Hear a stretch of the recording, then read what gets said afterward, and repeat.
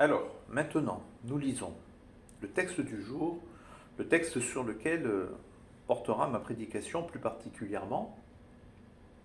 Celui-ci se lit dans l'évangile de Jean. Vous voyez que dimanche dernier, c'était l'évangile de Marc. Donc là, ce n'est pas moi qui choisis, c'est des textes qui nous sont imposés et qui ont évidemment leur logique propre, leur cohérence propre. Tout ceci constitue un récit. Il y a une suite, évidemment. Donc, dimanche dernier, c'était Marc 1. Aujourd'hui, c'est Jean 1.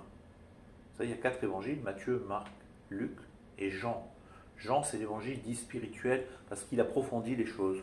Donc, souvent, quand on lit l'évangile de Jean, on apprend des choses qui ne sont pas dites dans les 3 autres évangiles. Ici, c'est les versets 6 à 8 et les versets 19 à 28. Vous comprendrez qu'il s'agit encore ici là du personnage de Jean-Baptiste.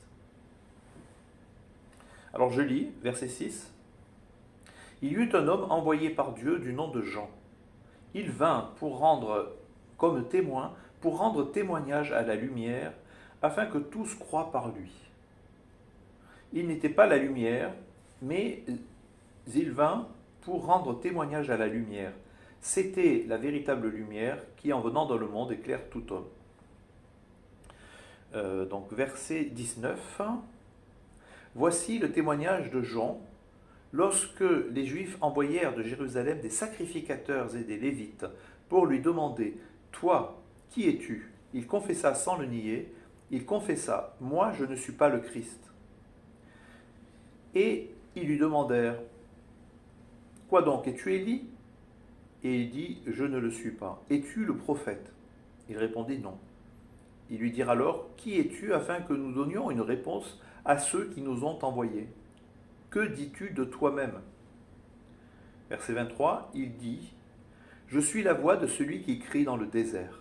Rendez droit le chemin du Seigneur, comme a dit le prophète Ésaïe. » Ceux qui avaient été envoyés étaient des pharisiens. Ils l'interrogèrent et lui dirent « Pourquoi donc baptises-tu si tu n'es pas le Christ, ni Élie, ni le prophète ?» Jean leur répondit « Moi, je baptise dans l'eau. Au milieu de vous, il en est un que vous ne connaissez pas et qui vient après moi. Je ne suis pas digne de délier la courroie de sa sandale. » Cela se passait à Béthanie, au-delà du Jourdain, où Jean baptisait. Père, sanctifie-nous par la vérité, ta parole est la vérité. Amen. Il y eut un homme envoyé par Dieu du nom de Jean. Dimanche dernier, nous nous sommes penchés sur le personnage de Jean-Baptiste à travers ce qu'en dit le premier chapitre de l'évangile de Marc. Personnage au charisme décoiffant, vêtu de poils de chameau, prêchant le baptême de repentance dans le désert. Nous sommes loin ici de notre société marchande. Et cela fait du bien de se recentrer ainsi sur l'essentiel. J'avais un ami autrefois qui est décédé depuis, qui parlait souvent de la nécessité et le besoin qu'a l'homme, tout homme, à un moment donné dans sa vie, de se recentrer dans le sens du vertical. Vous voyez l'expression « se recentrer dans le sens du vertical ». C'est de cela dont il est question pendant cette période de l'Avent. Et c'est de cela dont nous avons besoin, dont l'homme moderne a besoin, sans forcément d'ailleurs qu'il le sache. Vous savez, l'homme moderne, c'est un mystère. C'est un mystère parce qu'il ne sait plus vraiment ce dont il a vraiment besoin. C'est un peu l'image qu'il donne. Retour donc au désert, à la source, pour rencontrer Dieu dans le dénuement, les mains vides, sans artifice, sans faux semblant. Est-ce bien là aussi, chers amis, votre état d'esprit ce matin? Soyons honnêtes avec nous-mêmes. Sommes-nous vraiment prêts à rencontrer Dieu, à nous laisser surprendre par lui, à nous laisser changer aussi, s'il le faut, à changer notre mentalité, notre façon de penser, notre façon de vivre aussi. Avant signifie, nous l'avons suffisamment dit ces derniers dimanches, venue ou avènement. Et avec la naissance de Jésus, c'est bien de la venue de Dieu. La venue de Dieu. Pas la venue d'un homme, la venue de Dieu lui-même, dont il s'agit. À Noël, Dieu vient à notre rencontre. Il vient nous rencontrer pour nous sauver. Il vient pour bousculer nos habitudes, pour nous surprendre et pour nous révéler qui il est véritablement. Lui, la lumière du monde. La seule vraie lumière. Au verset 26, le texte dit « Au milieu de vous, il en est un que vous ne connaissez pas. » Toute ma prédication pourrait s'articuler autour de ces quelques mots. D'ailleurs, c'est un peu ce que je vous propose ce matin, c'est d'attirer votre attention sur ce verset 26. Vous voyez, ces quelques mots où Jean-Baptiste s'adresse aux docteurs de la loi en leur disant ceci, au milieu de vous, il en est un que vous ne connaissez pas. Il peut paraître assez étrange que Jean-Baptiste dise cela aux spécialistes de la loi qu'étaient les pharisiens, les théologiens de l'époque, autorisés, assermentés, officialisés, avec aussi d'ailleurs, vous voyez qu'il est aussi question des sacrificateurs et des lévites, donc les prêtres. Tout ce beau monde qui est venu interroger Jean-Baptiste sur son identité, tout ce beau monde revêtu de l'aura d'une institution multiséculaire avec toute leur intelligence, tout leur diplôme, les pharisiens, toute leur connaissance, avec surtout leurs idées préconçues, leurs idées toutes faites, bien ficelées, bien phagocytées du Messie. Il fallait que le Messie soit comme ceci ou comme cela, et pas autrement, surtout pas autrement. Tout ce beau monde me fait penser à bien des égards à certains théologiens aujourd'hui, vous savez, les spécialistes aussi, certains spécialistes ou prétendus tels, pour qui les contours de la foi chrétienne doivent nécessairement s'inscrire dans les limites de notre raison, voyez, de notre intelligence, de ce que nous sommes en mesure de comprendre aujourd'hui. L'homme moderne, vous savez, c'est un peu un mythe d'ailleurs, l'homme moderne, mais voilà. Un christianisme raisonnable, pour Jean raisonnable, un Christ humain, un maître de sagesse, un guide, mais, à les en croire parfois, ou certains d'entre eux, certainement pas Dieu lui-même. Pourtant, c'est là la foi de l'Église. Jésus-Christ, vrai Dieu, vrai homme. Un tel dit être adepte de... vous savez, on utilise des termes un peu savants. Et donc, certains parlent de la christologie d'en bas. Donc, christologie, c'est ce qui se rapporte à Jésus-Christ. Alors, la christologie d'en bas, c'est ce qui s'oppose à la christologie d'en haut.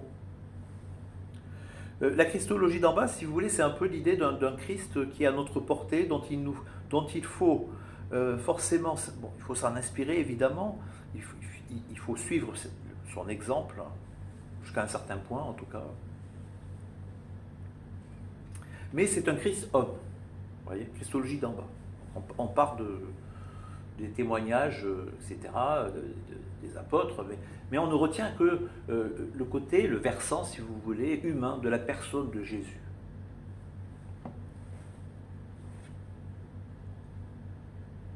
Donc un Christ à notre portée, qui s'adresse à l'homme moderne, et l'homme moderne est censé être plus intelligent, vous voyez, plus instruit, plus avancé, plus éclairé que, ne serait-ce que les disciples de Jésus eux-mêmes, ou en tout cas les gens qui vivaient à l'époque du Christ et des apôtres. Ça, c'est ce que disent ces théologiens-là dont je vous parle.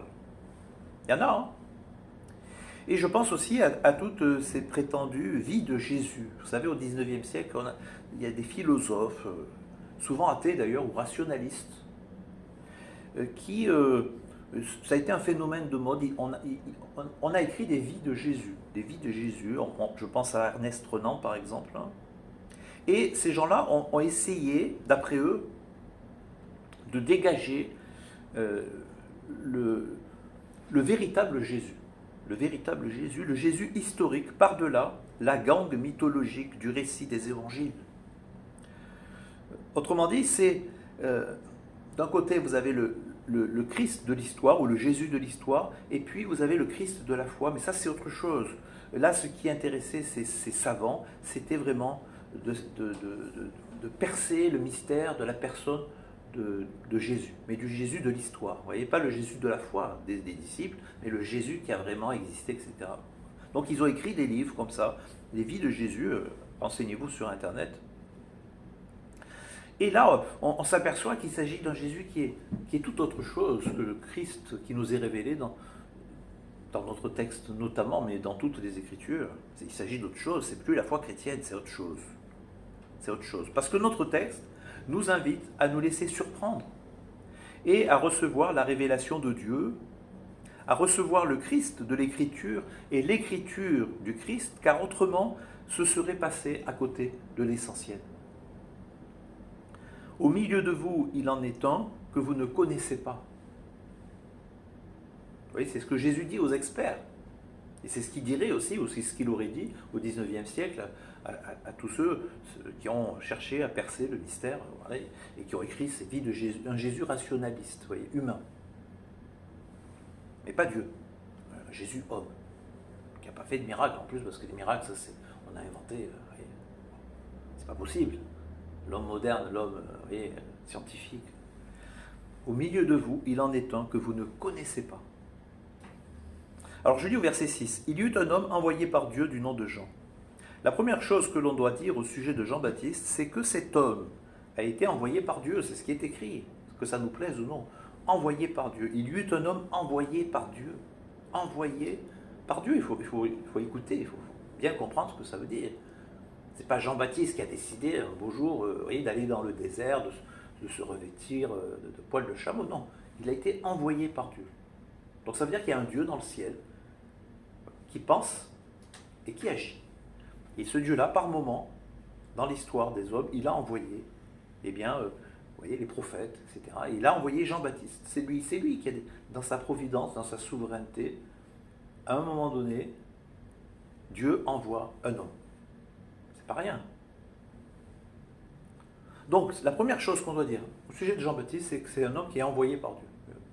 Tout le reste, c'est du baratin. Il faut commencer par le commencement. Il a été envoyé par Dieu. On y croit ou on n'y croit pas, mais tout ceci a été écrit afin que nous croyions, c'est ce qui est dit, non? Donc, voilà. Il a été envoyé.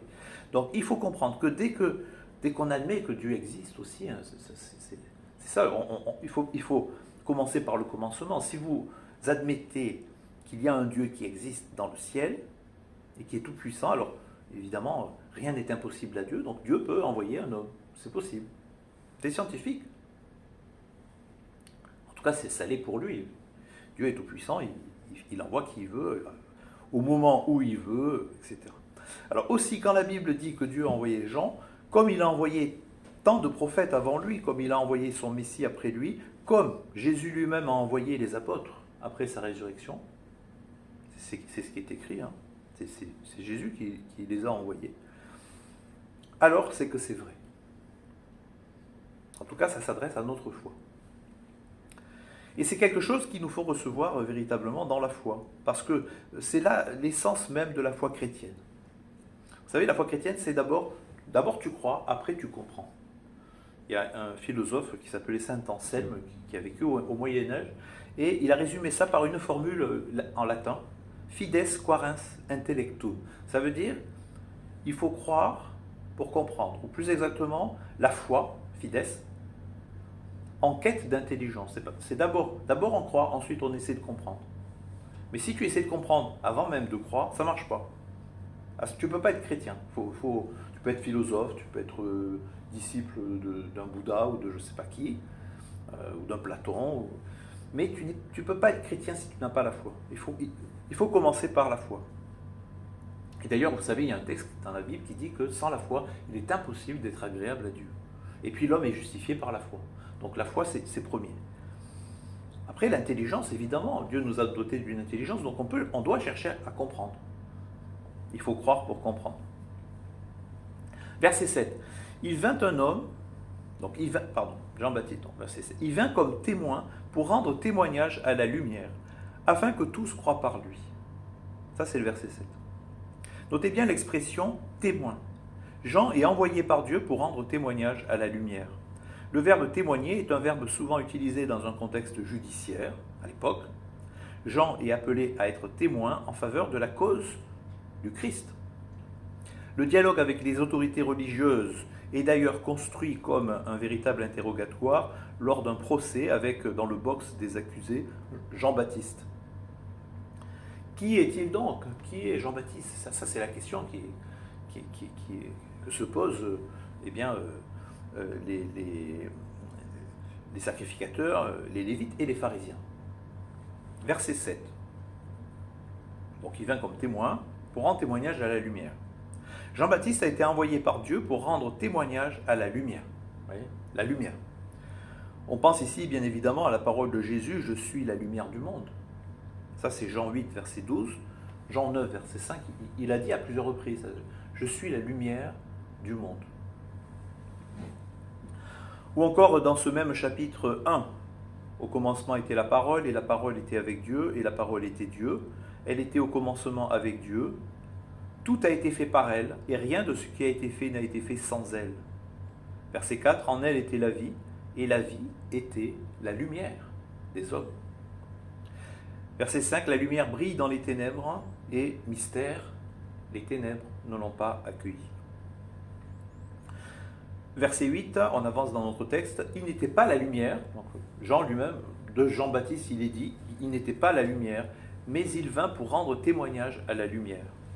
Évidemment, l'intention de l'évangéliste ici, l'apôtre Jean, c'est de bien nous faire comprendre que nos regards doivent se porter sur le Christ, non sur son témoin. Vous connaissez le proverbe qui dit que quand le sage montre la lune avec son doigt, le fou regarde le doigt. Il ne regarde pas la ligne, il regarde le doigt. C'est comme ça. N'avons-nous pas la fâcheuse tendance de détourner nos regards de l'essentiel, souvent, pour nous arrêter à des choses futiles et sans grand intérêt, parfois intentionnellement, il faut bien l'avouer, pour ne pas avoir à nous remettre en question, peut-être? Verset 19. Voici le témoignage de Jean. Lorsque les Juifs envoyèrent de Jérusalem des sacrificateurs et des Lévites pour lui demander « Toi, qui es-tu » Il confessa, sans le nier, il confessa « Moi, je ne suis pas le Christ ». La question, plutôt les questions posées à Jean-Baptiste reflètent bien l'état d'esprit qui régnait en Israël au moment de la venue du Christ. Visiblement, on attendait le Messie de façon très prochaine. Et dans certains milieux, au moins, cette attente était devenue une impatience. Une impatience. Si bien que dans les dernières décennies, avant la venue du Christ, on a cru plusieurs fois le reconnaître, enfin. Vous voyez, il y a eu des faux messies en quelque sorte, avant la venue de Jésus. Et certains ont pu penser à un moment donné, ah c'est peut-être lui, vous voyez. Et de toute évidence, Jean-Baptiste jouissait d'une réputation telle. Rappelez-vous, dimanche dernier, des foules entières allaient se faire baptiser par lui dans le Jourdain. Donc il avait une réputation incroyable, une réputation telle qu'on s'est posé la question à son sujet. Peut-être c'est lui le Messie finalement. Tout le monde attendait, oui, mais tout le monde n'attendait pas la même chose, ou le même personnage, le même Messie. C'est pour cela que les questions se bousculent. Les premiers à interroger Jean-Baptiste sont des prêtres. Vous voyez l'expression des sacrificateurs et des lévites. Ça, ce sont les prêtres. Ils ont été envoyés par les Juifs, expression qui désigne probablement les membres du Sanhédrin, avec à leur tête les Sadducéens. N'oublions pas que ce sont ces derniers qui plus tard livreront Jésus au pouvoir romain pour être crucifié, les Sadducéens. Plus loin dans notre texte, il est aussi question des pharisiens. Tout ce monde-là attendait le Messie avec plus ou moins d'impatience. Et on sait que c'était plus particulièrement le cas des pharisiens qui étaient animés d'une espèce de fièvre eschatologique, une impatience fiévreuse, une attente que l'on pourrait qualifier quasiment d'exacerbée. Tellement il était urgent pour eux que Dieu accomplisse enfin ses promesses au sujet du Messie. Nous y reviendrons. Alors je pense à deux textes en particulier qui sont mentionnés au moins implicitement dans notre texte du jour, dans les versets qui suivent. Je pense à deux textes dits messianiques, c'est-à-dire qui se rapportent à la venue du Messie et qu'il nous faut connaître, qu'il vous faut connaître. Et le premier, bien évidemment, c'est Malachie. Malachie, vous savez, quand vous ouvrez votre Bible, c'est le dernier prophète de l'Ancien Testament. Malachie est en Ancien Testament ce que le livre de l'Apocalypse est au Nouveau. C'est le dernier livre. Et Malachie 3, versets 23 à 24, ce sont les tout derniers versets. Donc, évidemment, tous les Juifs connaissaient ce texte. Vous imaginez que vous viviez à cette époque. Vous n'aviez que la Bible hébraïque entre les mains. Le dernier livre, dernier verset, vous les connaissez par cœur. Voyez. Et voilà ces versets disent exactement ceci. Verset 23 du chapitre 3 du livre du prophète Malachie. Voici, moi-même, je vous enverrai le prophète Élie, avant la venue du jour de l'Éternel, jour grand et redoutable. Il ramènera le cœur des pères à leurs fils, et le cœur des fils à leurs pères, de peur que je ne vienne frapper le pays d'interdit. Oui. Dernier verset de la Bible de l'époque. Telles sont les toutes dernières paroles du dernier des prophètes de l'Ancien Testament, prononcées plus de 400 ans de cela. Malachie, 5e siècle avant Jésus-Christ, annonce la venue du prophète Élie, un nouvel Élie, un prophète comme Élie plus exactement. 400 ans donc de silence. 400 ans de silence entre le moment où Malachie prononce ces paroles et la venue, en tout cas de Jean-Baptiste. Voilà. 400 ans de silence entre l'époque du prophète Malachie et l'époque du Christ et des apôtres. Donc cela commence à faire, on peut imaginer l'impatience de ces gens. Avec en plus de cela la domination romaine, quel horizon restait-il au peuple juif? Et le Messie qui se fait attendre, roi ou prophète, ou bien les deux, peut-être bien un roi prophète, on ne sait pas très bien. Il y a quand même un flou là qui plane quand on lit évidemment les prophéties de l'Ancien Testament. Nous savons aujourd'hui que le Messie est en réalité tout à la fois prophète, prêtre et roi. Mais à ce moment-là, comment savoir? Pour certains, il devait être un roi, un nouveau David, un chef de guerre, pourquoi pas? Un chef de guerre, venu pour chasser l'occupant romain et libérer son peuple de l'esclavage. Bon, c'est une forme d'esclavage. Évidemment, à l'époque, c'était quand même pas la même chose que quand Israël était esclave en Égypte, mais les Romains étaient là et c'est eux qui imposaient leurs lois. Donc certains Juifs, beaucoup pensaient que le Messie, il va chasser les Romains. Comme Moïse, vous voyez, il a libéré le peuple d'Israël de l'esclavage en Égypte, au temps de l'Exode. Et pour d'autres, le Messie, ça devait être une espèce de guide spirituel pour ramener le peuple aux exigences de la loi de Moïse, à la tradition, aux directives de l'Alliance. Alors se pouvait-il qu'il soit plus que cela? Se peut-il qu'il soit plus que ce que nous pensons parfois, que ce que certains pensent? Tout ce monde-là était bien loin de s'imaginer que le Messie serait Dieu lui-même. J'insiste, tout ce monde-là était très loin de s'imaginer que le Messie serait Dieu lui-même, en personne, dans la personne de Jésus. Alors le deuxième texte que tout juif pieux connaissait bien et qui nourrissait l'attente d'Israël, c'est Deutéronome 18, versets 15 et suivants. Alors ce texte-là, je le lis. « L'Éternel ton Dieu te suscitera du milieu de toi, d'entre tes frères, un prophète comme moi. » Ça c'est Moïse qui parle. Un prophète comme moi, un prophète comme Moïse. Vous l'écouterez. Verset 16. « C'est là tout ce que tu as demandé à l'Éternel ton Dieu à Horeb le jour du rassemblement, quand tu disais que je ne continue pas à entendre la voix de l'Éternel mon Dieu, et que je ne vois plus ce grand feu, afin de ne pas mourir. L'Éternel me dit, ce qu'ils ont dit est bien, verset 18, je leur susciterai du milieu de leurs frères un prophète comme toi, je mettrai mes paroles dans sa bouche. Vous voyez, le Messie, hein. Dieu dit, un prophète comme Moïse, il mettra ses paroles dans sa bouche, et il leur dira tout ce que je lui commanderai. Et si quelqu'un n'écoute pas mes paroles qu'il dira en mon nom, c'est moi qui lui en demanderai compte. Vous voyez qu'il est question donc ici d'un prophète comme Moïse, autant dire un nouveau Moïse. Alors on comprend mieux maintenant les versets suivants que je vous lis. Verset 21. Et ils lui demandèrent, quoi donc? Es-tu Élie? Et il dit, je ne le suis pas. Es-tu le prophète? Et il répondit non. Élie, bien évidemment, fait référence à la prophétie de Malachie, et l'expression le prophète. Es-tu le prophète? Eh bien, c'est une allusion, manifestement, à Deutéronome 18, versets 15 et 18. À ces deux questions, Jean-Baptiste répond non, il n'est ni l'un ni l'autre, il n'est pas le Messie, mais seulement son témoin. L'objectif de ces versets est double. Ils permettent de relativiser l'action du Baptiste à la figure bientôt dévoilée de Jésus-Christ. Tout ce que j'en ai pas, Jésus en assumera l'identité. C'est ça l'important. Le Christ destiné à sauver Israël. Le prophète Élie, dont le retour est annoncé pour le jour du jugement, Malachie 3, verset 23, le prophète comme Moïse promis par Dieu, Jésus les fait siens. Il s'identifie à ces textes qui annonçaient la venue du Messie. Et d'ailleurs, je pense aussi à ce que dit le chapitre 4 de l'évangile de Luc, où Jésus annonce l'accomplissement d'un texte de l'Écriture dans sa personne même. Et ici, il s'agit du prophète Ésaïe. Et d'ailleurs, nous avons lu le texte là. C'était l'une des trois lectures.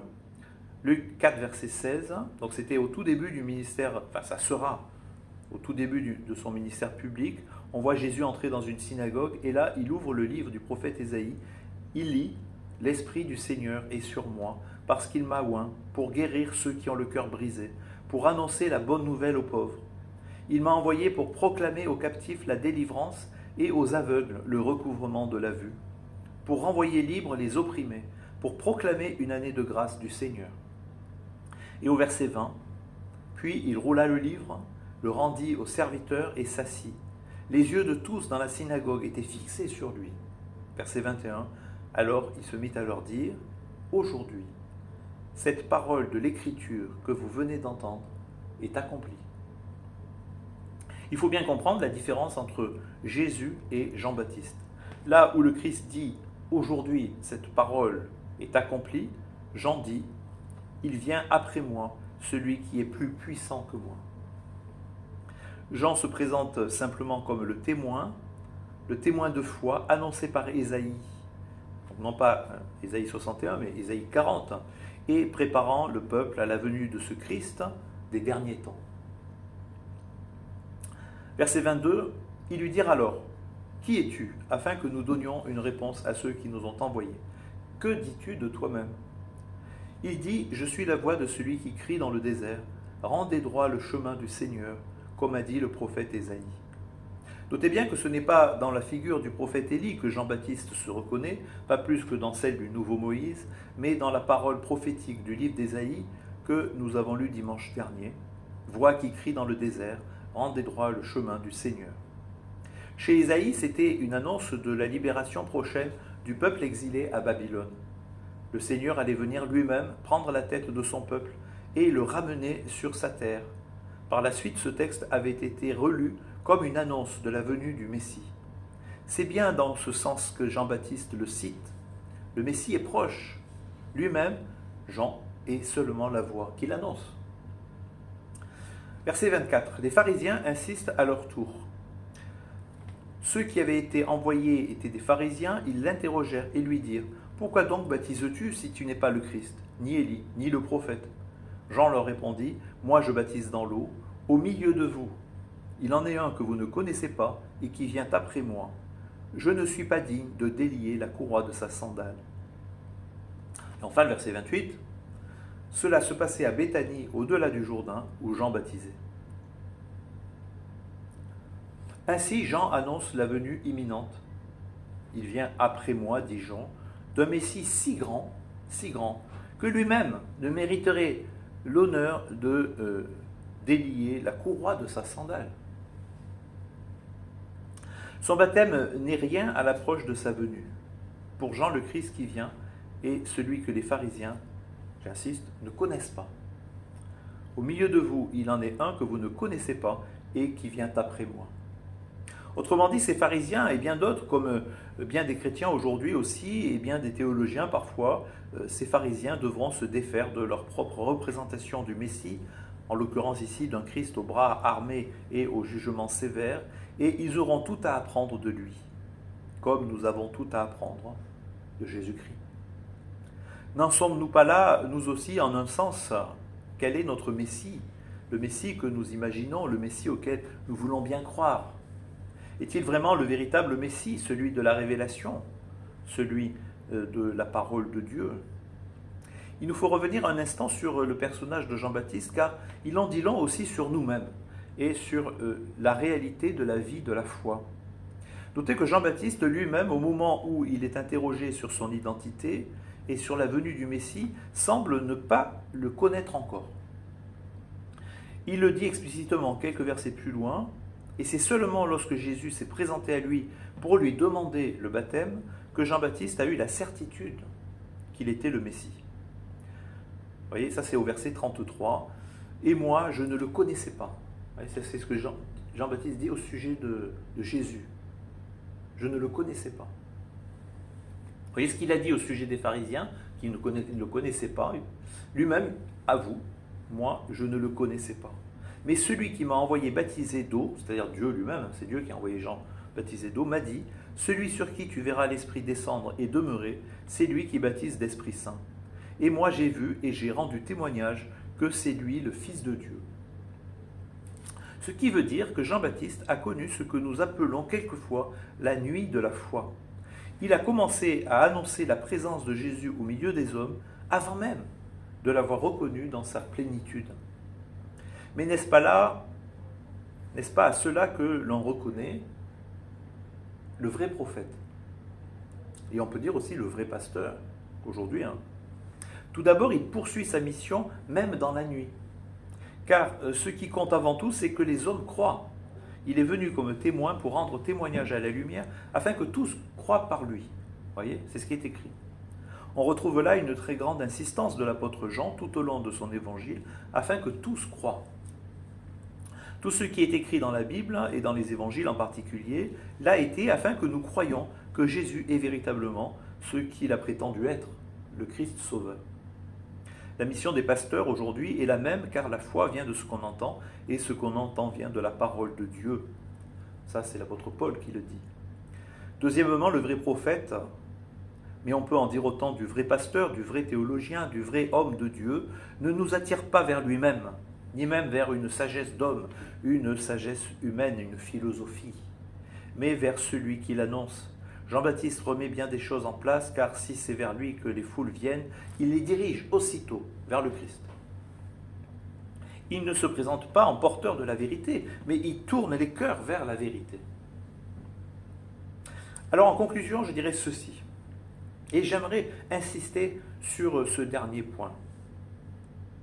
L'Église traverse à bien des égards, depuis plusieurs décennies déjà, une crise. On peut parler d'une crise dont, d'ailleurs, il nous faut comprendre les raisons, car avec l'avènement de ce qu'on appelle l'humanisme athée, vous savez, cette espèce de religion de l'homme, une religion sans prêtre et sans messie, où l'homme prétend être son propre sauveur, plusieurs ont été tentés d'accommoder le message de l'Évangile au goût du jour.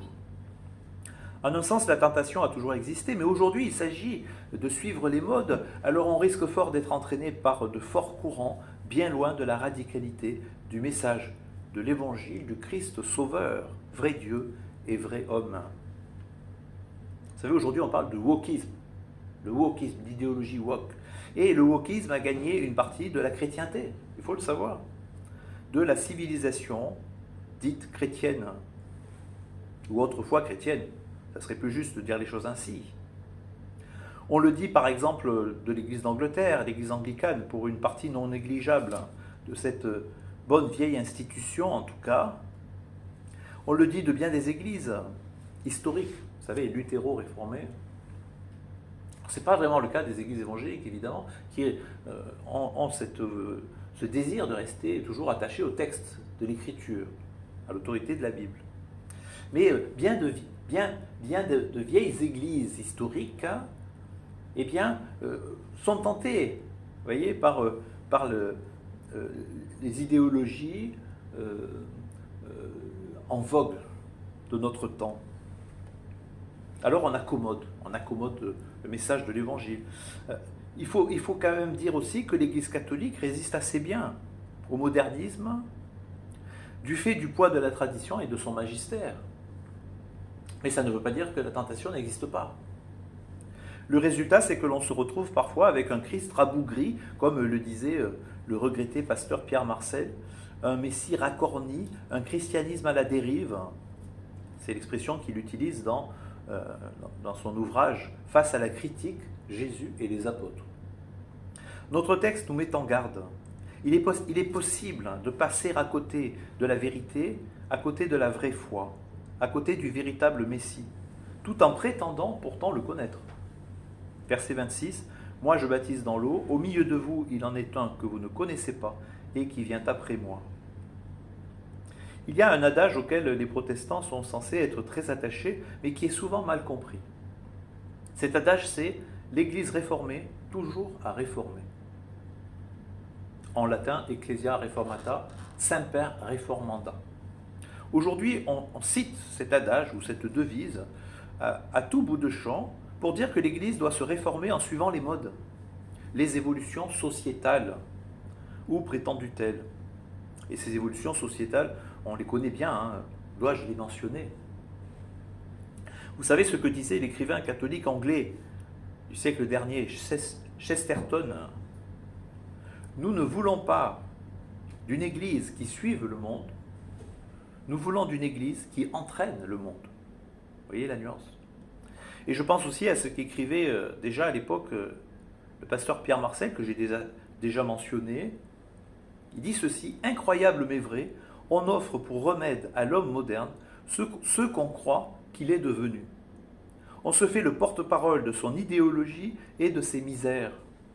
Si le monde est présent dans l'Église, comment l'Église peut-elle être présente au monde? Les difficultés de l'homme moderne à recevoir l'Évangile sont celles de tous les temps. Et il faut la repentance et la foi par la puissance de l'Esprit Saint. Mais l'Esprit n'a pas de place dans la nouvelle théologie. » Fin de citation. Alors oui, l'Église réformée est toujours à réformer, mais ce qu'il faut dire ici, c'est qu'en réalité, la formule entière, c'est plus exactement l'Église réformée toujours à réformer selon la parole de Dieu. Vous voyez, selon les 5 derniers mots, sont essentiels, car sans eux, la formule ne veut strictement plus rien dire du tout.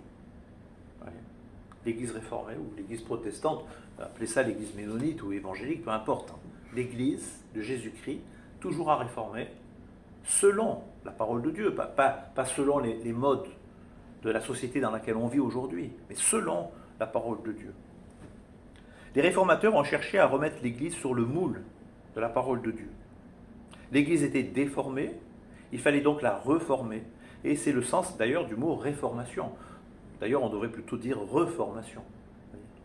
La reformation de l'Église. Et qu'en est-il aujourd'hui des institutions ecclésiales? Où est l'autorité de la parole de Dieu? Où est le Christ de l'Écriture sainte? Où est notre obéissance à celui-ci? Où est la foi de l'Église?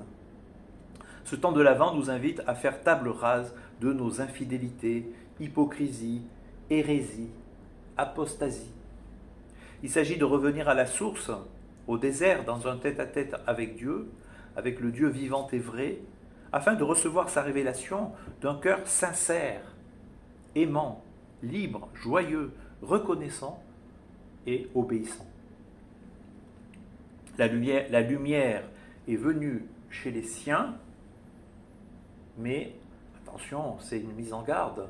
Les siens ne l'ont pas reçue. Sommes-nous disposés à recevoir véritablement la lumière telle qu'elle se présente, telle qu'elle se révèle dans la parole de Dieu? Noël nous invite à recevoir cette lumière venue d'en haut, la lumière. Alors laissons-nous surprendre comme tout à nouveau dans la foi. Dans la foi. Amen.